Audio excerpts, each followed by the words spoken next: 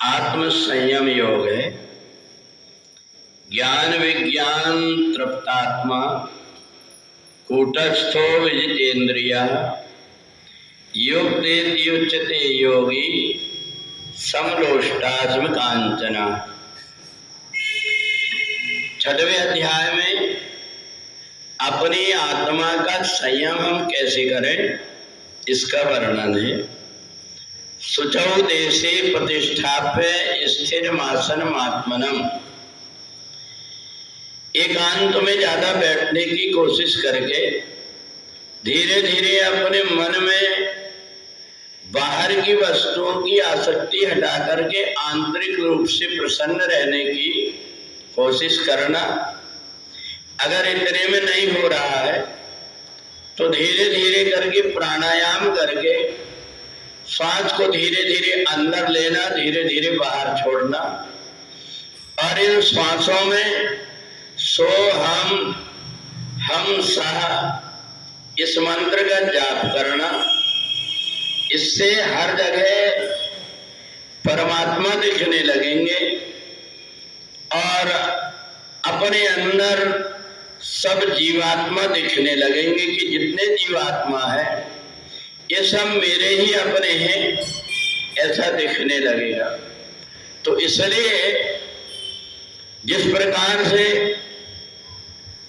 कि अगर कोई कपड़ा थोड़ा बहुत बड़ा होता है तो हम उसको काट करके ठीक नाप का बना लेते हैं, और कई बार अगर कोई सांकरा हो रहा है तो उसको जोड़ करके बढ़ा देते हैं।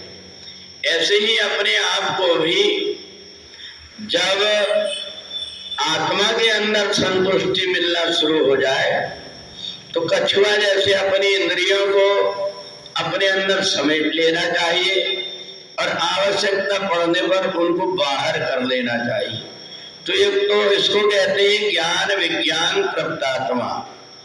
जिस व्यक्ति को अपने आप के अंदर से आनंद मिलने लगा वो बाहर आनंद को खोजता नहीं, और इसलिए जहां कहीं भी मन जाता है वहां से धीरे धीरे यतो यतो निश्चरी चंचलम मनः, जहां जहां ये मन लगा हुआ है वहां से धीरे धीरे करके उसको अपने आप में खींच करके आत्मा में संतुष्ट रहने की जब व्यक्ति कोशिश करता है, वास्तव में उसे आंतरिक आनंद से ही सुख की अनुभूति होती है।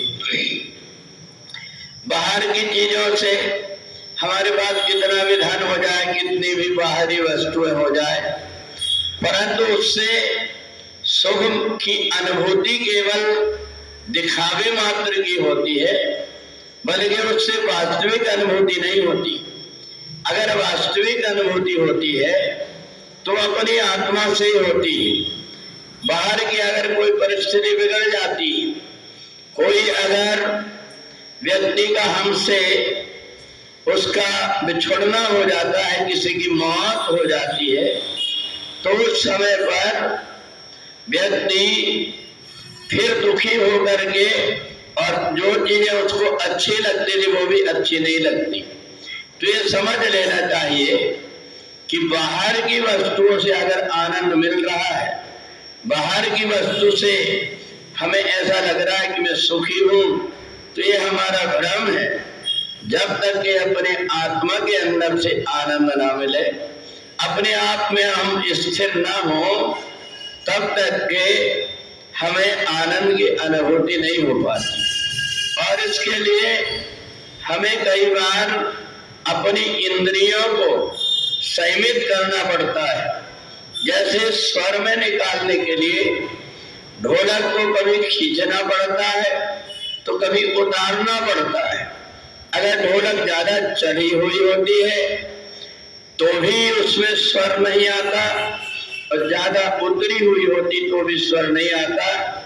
इसी प्रकार से अपनी इंद्रियां भी, इन इंद्रियों को भूखे प्यासे रख करके अगर कोई व्यक्ति सोचे कि मैं आत्म संयम कर लूं तो नहीं कर पाता।